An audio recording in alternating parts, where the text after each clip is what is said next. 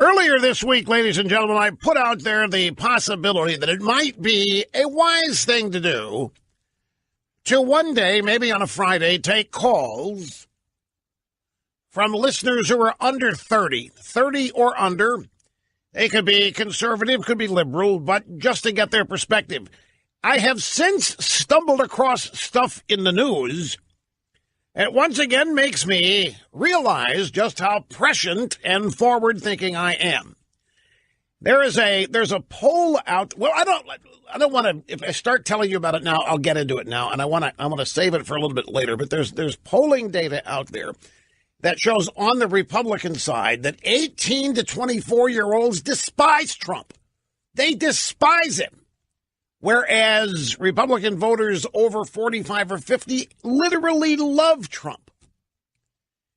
And exploring the differences, why would 18 to 24, 18 to 30-year-old Republicans who otherwise, they like what Trump's doing policy-wise, but they hate the guy.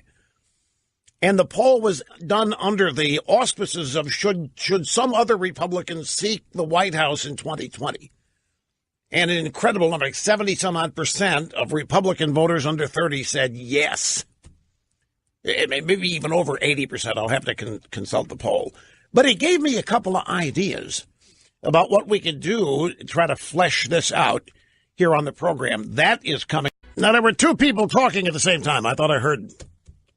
Anyway, greetings and welcome back. El Rushbo at 800-282-2882. Folks, I had not intended for you young pups to start calling in here, but man, you can't wait. I start talking about the polling data I saw on the differences in Republican voters 18 to 30 and 45 and over. And I thought, we need to set up a day down the road where we talk about this. But here they are. They have stormed the phone lines and they want to weigh in on this. So now I've got to jump into this a little sooner than I had planned to. And by that, I mean my thoughts are not fully baked and settled here before I get into this. So I guess we're going to be improvising and flying by the seat of our pants on some of this stuff. So what I'll do here, I will use callers as they are usually used, as opportunities to inspire reaction and thought, transition, and so forth. As well as perhaps even be entertained by them. Sometimes that happens too. Okay, here we start on the phones with Zach in Manhattan. Zach, I'm glad you called. It says you're 29 years old, right? That's right, Rush. Thanks for having me. You bet. So what's up? Why did you call? What was it I said that made you want to call in here and discuss it? Well, what you led off with, the fact that the majority of people under 30, and, regardless of political affiliation, but even conservatives are apparently it's news to me, but anti-Trump.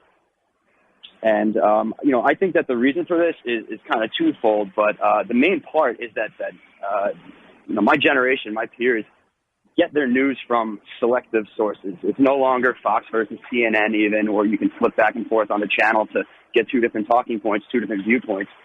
It's coming direct from their Reddit feed, their Facebook feed, sites like Vox. And I think we've gotten to this point that it's just too easy for you to actively seek out what you want to hear, to reaffirm what you think is going on. And, all of that stuff is overwhelmingly anti-Trump for one reason or another. But I think that's the main reason why people in my age group are polling this way. Okay, great.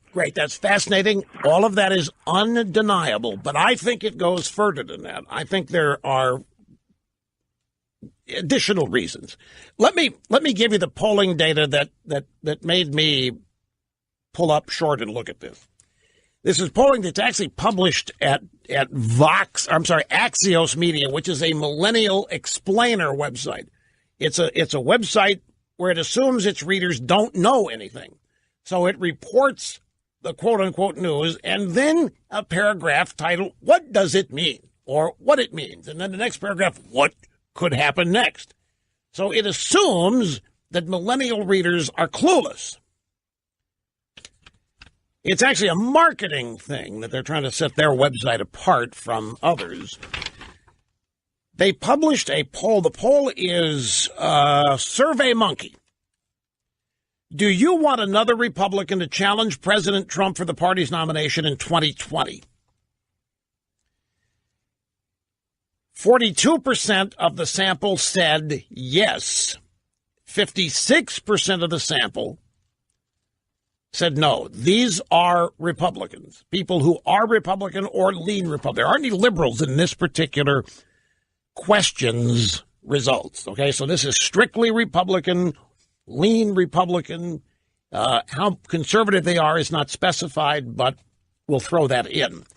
So overall, 56% of the Republican sample say they want another Republican. 56, they do not want another Republican to challenge Trump. 42% say they do.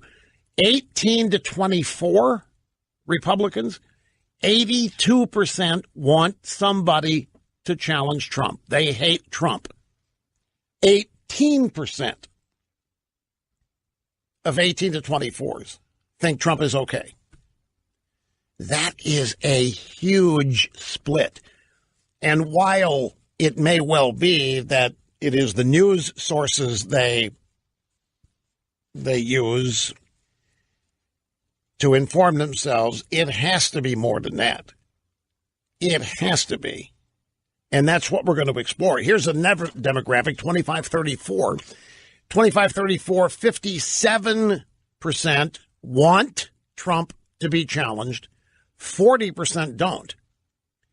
But if you go to 55-64, for example, 66% do not want anybody else but Trump. 45 to 54, 63% want nobody else. They want Trump. So basically, 18 to 34, about 70% of Republicans hate Trump and want him gone. 45 and above, about 68% of Republicans like Trump. That is a huge generational divide. Major. So why does it exist? That's what we're going to explore. And now look, some of the explanation for this surely is social media, and some of it is straight drive-by media, but much of it is cultural, and much of it has to do with the fact that these people are so young that they haven't lived through anything like their parents or grandparents have, dealing with liberalism, I mean. Greetings and welcome back. Great to have you. 800-282-2882 if you want to be on the program. The email address, lrushbo@eibnet.us. We'll get back to the split here in support and hatred. By the way, it's not, let's just keep it at dislike. But this, by the way, I should give you a heads up. This split where 18 to 24-year-old Republican voters want Trump gone. They hate him. They want somebody else running for the presidency in 2020. Only 18%, according to SurveyMonkey, only 18% like Trump and want him to stay as president. But then when you get to the 45 to 54, 55 to 64, it's the exact opposite. Baby boomers and their kids, they have no problem with Trump, not like the youth do. And so what's the reason? It's not just enough to say, well, the youth get their news from Facebook and Twitter and the drive-bys. It's more than that. But the never-Trumpers are using this to further their belief that Trump needs to be sent packing, under the belief that, why, these young people, they're the future. And so the never-Trumpers are assigning all kinds of virtue to these young Republicans who hate Trump. And I want to share with you some of that as a way of further informing yourself on what this is and how it's going to be used. Because everybody wants the youth. Advertisers want the youth. Everybody wants, they're the future. They haven't yet firmly made up their minds on a lot of things. They're still open, flexible, supposedly. So everybody is in pursuit of the millennial generation to one degree or another, as opposed to when you hit 40, 45, you're pretty much made up your mind on things you like and don't like, people you like and don't like. And by the time you hit 50, nobody cares about you demographically. And when you're 55, you're a placeholder. But what you think about things is of very little interest to opinion makers, advertisers, marketers. It's just the way it is. It's always been that. Well, there are, of course, exceptions, and I'm one of them. I'm 67. Geez, 67 now, and, of course, people still desperately care what I think and still desperately want to know what I think. But I am an outlier. I am an exception to the rule. So we'll circle back to... Let me head back to the phones. Look, we're going to... When I go back to the phones, we're going back to young people calling in about this disparity in support for Trump, born of demographic difference. And that's the nature of this program. We hopscotch all over the place. There's no formula governing how we do it here. We go where the passion takes us. We go where my desire to talk about things takes us. And so since I need a break, I'm going to go to the phones. And whatever's on the phones determines what we're going to talk about next. And so we have a 20-year-old from Cleveland. His name is Nick. And I'm glad you called, glad you waited. Welcome, sir. Oh, thank you. I just want to say thank you for everything you do. My boss, he actually got me to listen to you, and I really wasn't a Trump supporter until I started listening to you. And I just want to thank you for that. Well, you're welcome. Can I ask you a couple questions about this? Yes. There are no wrong answers. Think of me as taking a survey, but you don't have to lie to me. Nothing you say is going to be used against you, and we're not going to put up billboards in Cleveland talking about Nick. Why did you support Trump? Why did you not like Trump until you started listening to me? What was it about Trump you didn't like? Tell me the truth. There's no wrong answer. I really want to know. It was the fake media. I believed in it. You believed what the media was saying about him? Yes, I did. Well, what about times when you saw Trump without the media? You saw his announcement that he was running. You saw what he said about John McCain, about he doesn't respect military people who get captured. I mean, what did you think of Trump individually, regardless of what the fake media was saying? Did you like him, not like him? Did you think he was a buffoon? What did you think? I just didn't like him. Just what everyone was saying, every person out there. I just didn't like him because of it, and then I started listening to you, and you changed my whole output on it. Okay, well, I that is heartwarming. That's inspiring. That's comforting, and that's the kind of thing, Nick, old buddy, old pal, that keeps me going.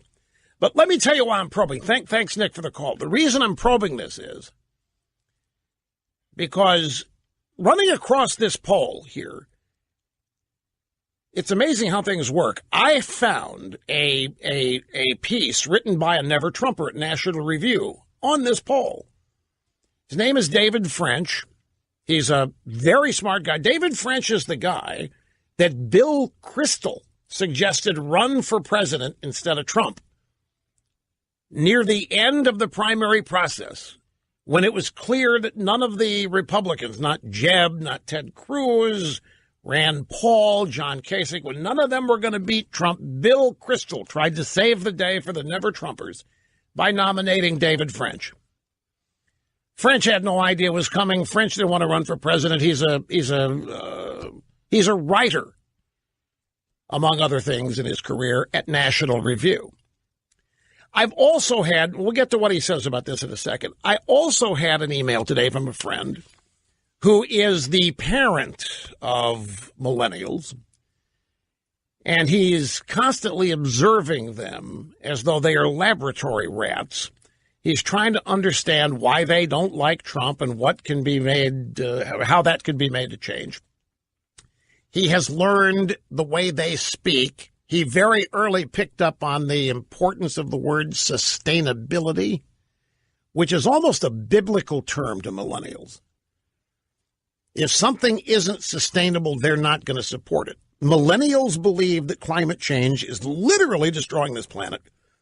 And as many more of them than you would believe think that the earth may be uninhabitable by the time they reach 65. It's a larger number than you would believe. And that's where the word sustainable comes in. Any potential policy solution must have sustainability, meaning it will continue to work. And if it doesn't, then they are automatically opposed to it. So this guy sends me an email today. He says, Rush, Trump is educating millennials on the joys of capitalism and free markets and limited government. He sent me this independent of, he didn't know that I was going to focus on this topic today. He just sent me this note.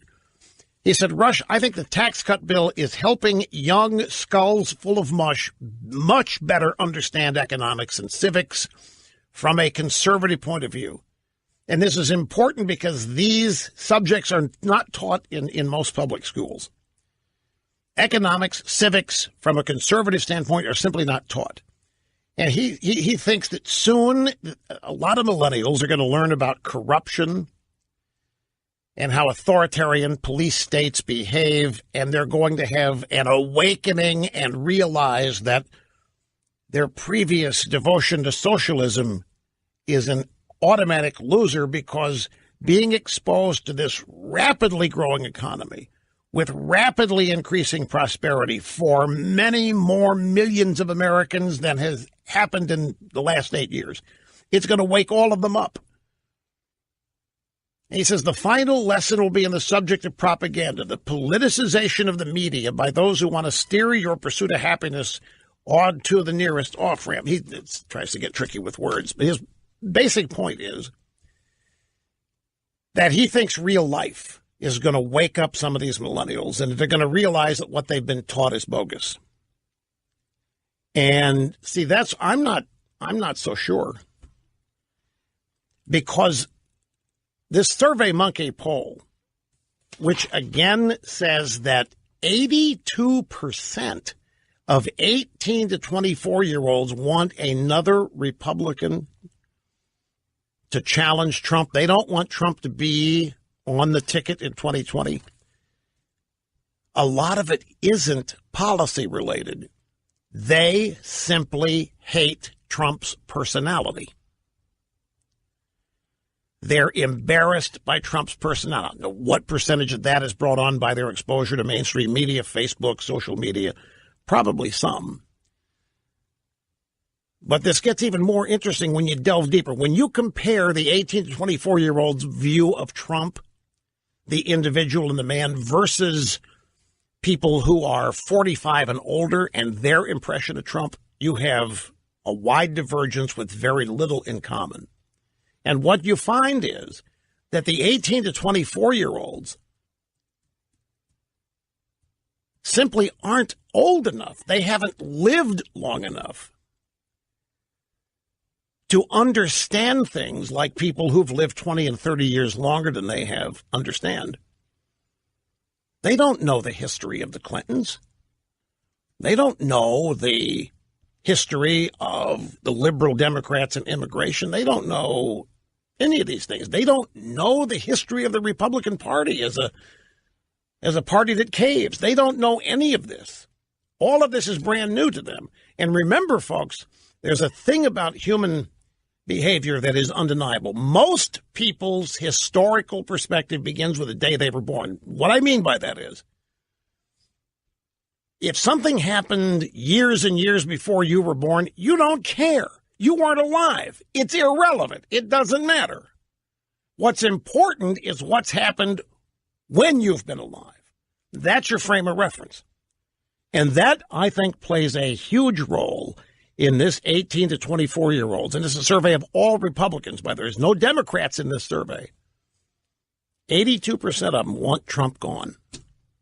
Doesn't matter about his issues. Doesn't matter whether he's right on this or wrong on that. The issues don't matter. And we'll delve into why as we keep going here. And back to the phones we go to Bradley in Elkhart, Indiana. He's 30. Great to have you, Bradley. How are you doing?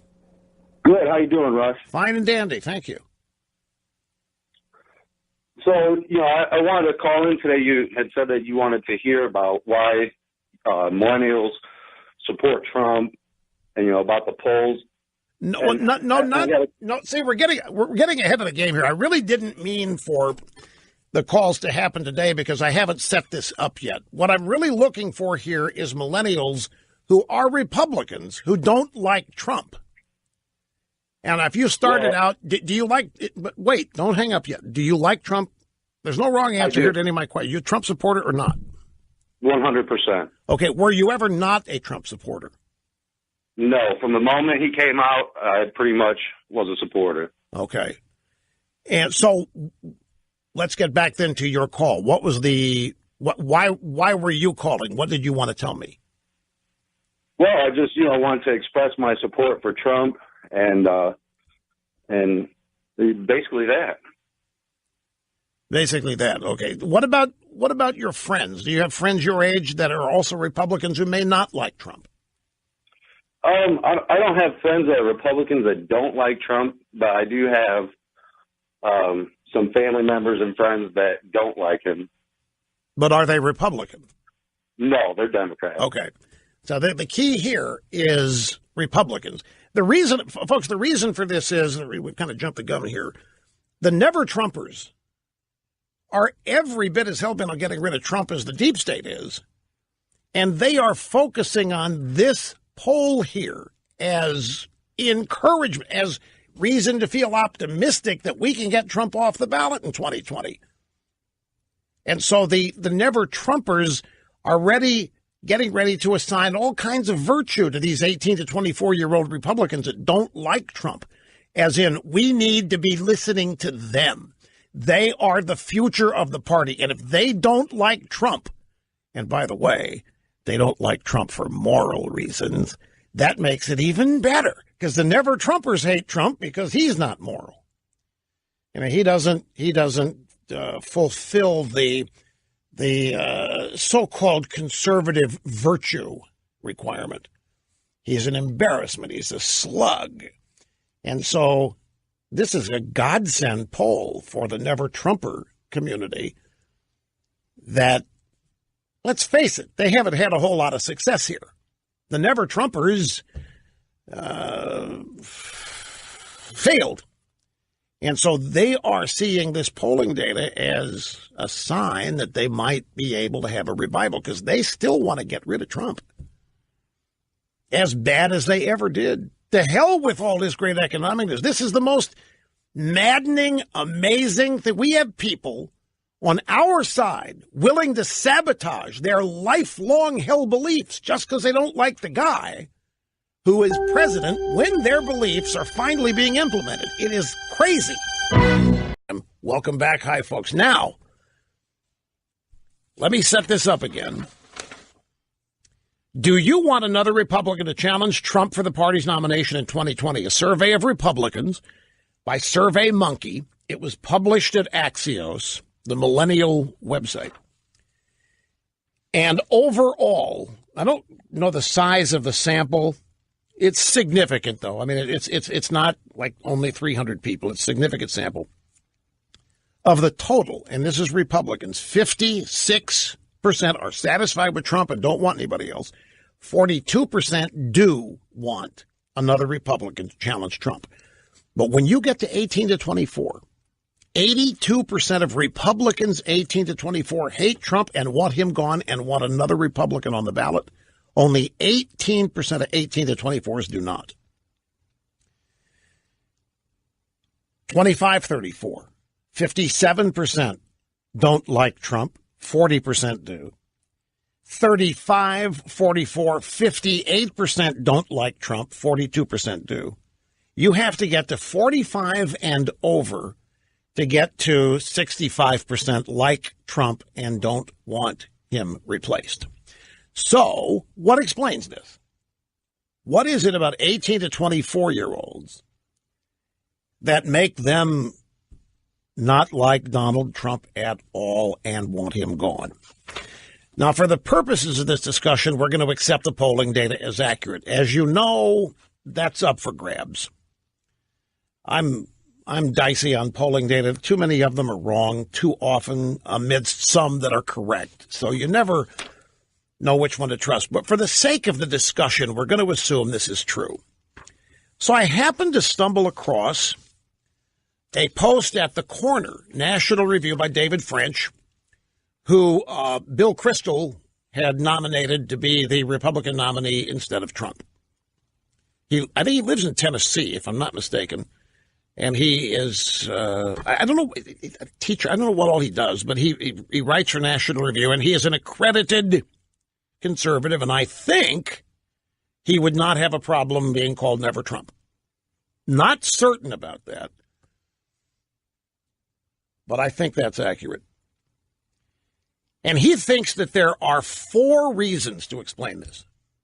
4 reasons to explain why 82% of 18 to 24-year-olds don't want Trump.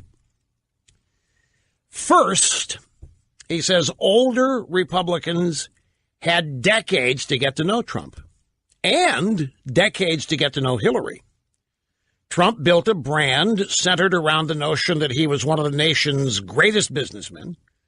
It would take far more than a few months of negative media coverage to dislodge an impression created by years and years of Trump in the spotlight. And, of course, this is what I meant when I said some of these people just haven't lived long enough to have enough knowledge of Trump to know who he is. And so who he is has been determined by the media they read or their own native personal reactions to him, whereas their parents and grandparents have known Trump all their lives, and he's something totally different to them because he's been around. He's a star. He's a celebrity. He's taken seriously. Sometimes he's not. Other times people know when to take him seriously, when not to. Young people don't. French says you can easily meet many, many older Republicans who did not hold their nose and vote for Trump. They like him. They've liked him for years. At the same time, these older Republicans have been fighting Hillary Clinton for 25 years, longer than these 18 to 24s have been alive. Older Republicans have been faced with all of the negatives and all the frustrations and all of the failures in trying to stop the Clintons. To younger Republicans, she was just another Democrat politician. They didn't know she was. I remember making this point all during the campaign. And I thought what would happen is once all this sexual harassment stuff about Bill Clinton was learned, that it would redound negatively to Hillary in this age group. Because this age group, you know what, they despise sexual harassment. They despise all these things the left has been pushing. And my theory was once they learn who Bill Clinton was, it's going to be a shock, and it's going to redound negatively to Hillary. I don't know. I think it did some. But to older Republicans, Hillary was the embodiment of Democrat corruption. She was the symbol of everything that had to be opposed. She was the symbol of everything that was dangerous and wrong and threatening to the country, to their beliefs, to the future of their kids. She had to lose. Defeating Hillary led to a wave of relief and gratitude for Trump that older Republicans will never forget. But to young people, she was just the latest frumpy liberal Democrat who cared about people. They didn't know anything about her. And the media that they consulted didn't say one word negative about Hillary Clinton. Not a single negative word. Second reason he thinks that this disparity exists. And this gets interesting. He says younger Republicans have been trained from childhood to see the Republican Party as a party of specific ideas. It is a simple fact that there is a much greater infrastructure for training and teaching young Americans about conservatism than existed when David French was young. That's undeniable. Folks, when you and I were growing up, there wasn't anywhere. There was, if you read National Review, I mean, that was it. There wasn't a conservative media or conservative academia. There wasn't a conservative think tank conglomerate. There was nowhere. Your parents either were or weren't, and you fed off of that. But his point is now that there's There's conservative media, there is conservative bloggery, there's conservative websites, conservative college organizations. There is a massive conservative infrastructure that young Republicans can access and learn about conservatism or have it validated. Beginning in high school, politically minded students can attend conferences, immerse themselves in conservative media. In college, all kinds of organizations dedicated to spreading the gospel of limited government, constitutional government. Moreover, for the entire adult lifetime of these young voters, the path to, now get this. Nope, let me take a break. I don't mean to be teasing you, but I got no choice. It's the clock. But don't go away. I'll be right back. Okay, in addition to the fact that young Republicans have had a conservative infrastructure to learn from, to be exposed to, from high school on, for their entire adult lifetimes, the path to conservative celebrity and power went through proving your adherence to those ideas.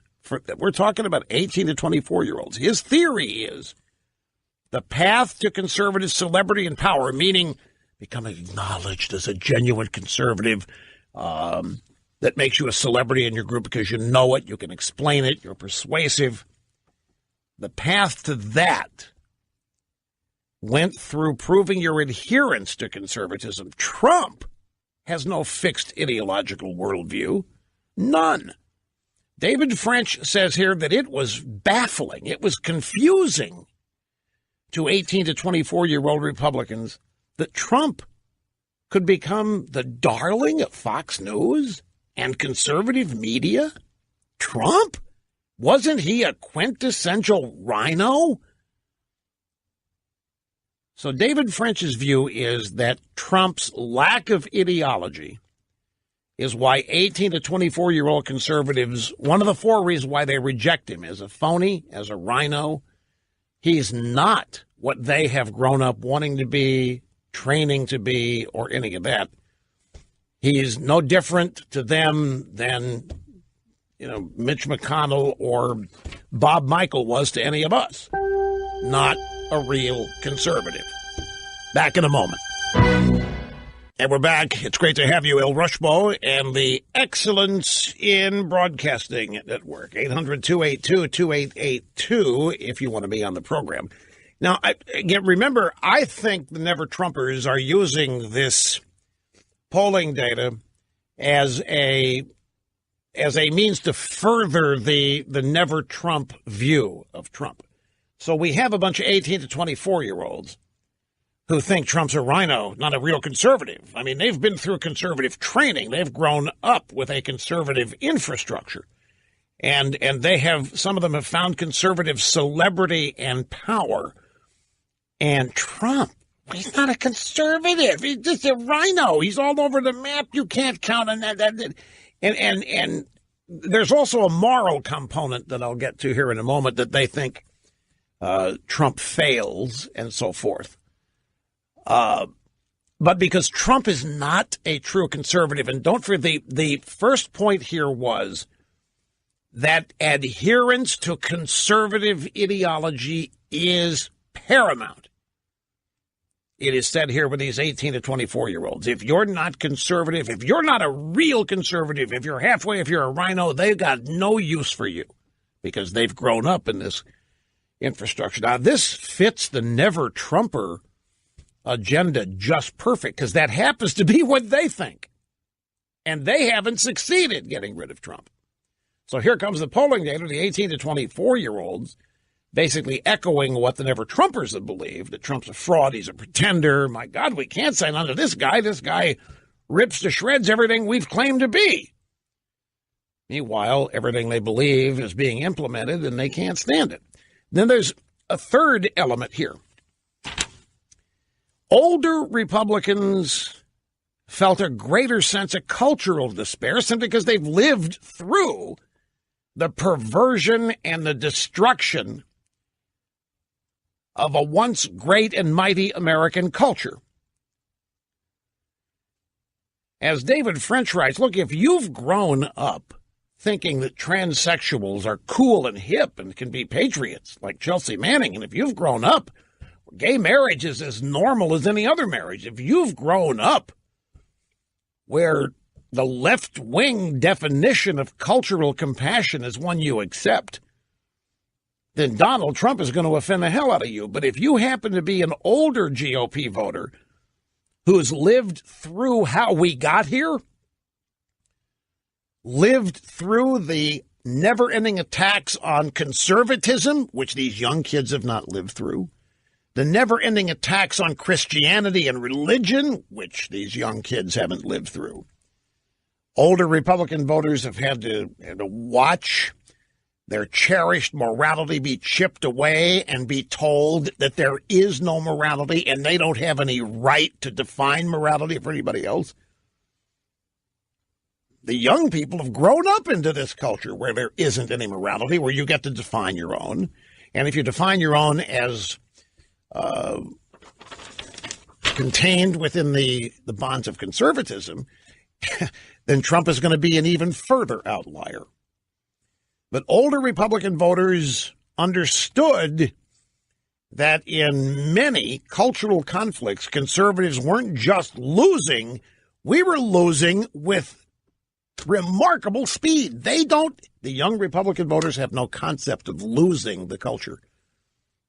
They have no concept of losing what was a great past. They haven't lived long enough to have lost anything. So to them, Trump is not only an old guy, but he's not a cool old guy. To them, Trump is exactly what they don't want to become. And then you add to the fact that he's not, in their view, a doctrinaire conservative. And they, in their purity, say they can't support. This just happens to fall right in the lap of the Never-Trumpers, which is the same case they've been trying to make, but they weren't able to stop Trump. So now I think this poll gives the Never-Trumpers hope that the 18 to 24 demographic can pick up where the Never-Trumpers failed. There's a fourth reason that David French writes to explain why 18 to 24-year-olds, 82% of them want Trump gone. Younger conservatives covet the moral high ground, he says. Younger conservatives are more likely to live, work, and learn in hostile ideological territory than older conservatives. Conservative millennials are used to being embattled. They're used to being a minority, especially on college campi.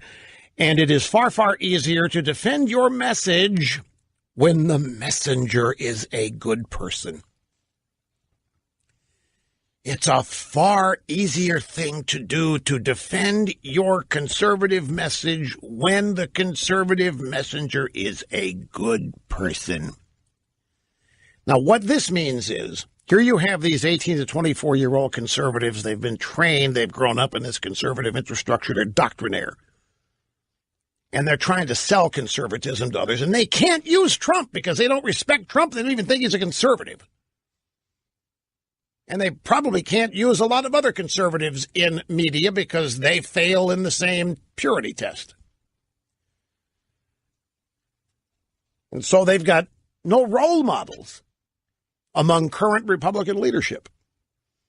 Older voters, by contrast, are so worn out, are so fed up, are so beleaguered and angered by years of all of this racism, sexism, homophobia, bigotry allegations that have been made, that they don't care about those charges anymore. All they want to do is punch back twice as hard and cream the hell out of these jerks that have been attempting to besmirch their integrity. And that's the role that Trump serves. Older conservatives, fed up for years with being called all these names, lied about, distorted, blasphemed, slandered, libeled, accused of hating and wanting to starve children. They've had it. And nobody's fought back against any of that they've elected, not a single person, until Donald Trump. So excuse us if Trump doesn't meet your model of purity, but we've got an opposition to beat. And so far, none of you purists have helped us in one way do it. So you can sit there and romanticize your purity and invest your hopes and dreams in 18 to 24-year-olds who haven't lived long enough to appreciate why they should appreciate Trump. The fact is, these people on the left have got to be stopped. Because if they're not, you can wave goodbye to your precious culture. And by the way, so many of you never-Trumpers seem to be eager for the one thing that could more quickly destroy this culture than anything, and that's illegal immigration. If we don't get a handle on that seriously, if the Democrats get this dream bill, do you realize the number of millions of people we're talking about here, folks? This isn't 700,000 people we're talking about with the DACA kids or the Dreamers. When you add it all up, what the Democrats want, what Chuck Schumer and these guys want, what the Lindsey Graham, Dick Durbin deal would provide almost 6 million people amnesty. Just under the Dreamer program.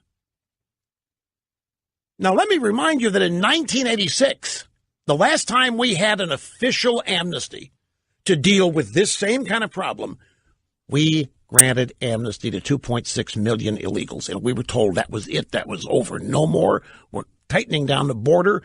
We're going to be restrictive. We're going to make sure only people who love this country get in. Now, look, now we're dealing with what, 12 to 15, maybe millions more that we don't know about. And this current battle over the Dreamers is not just about Dreamers. It's about chain migration. It's about any number of people they can qualify.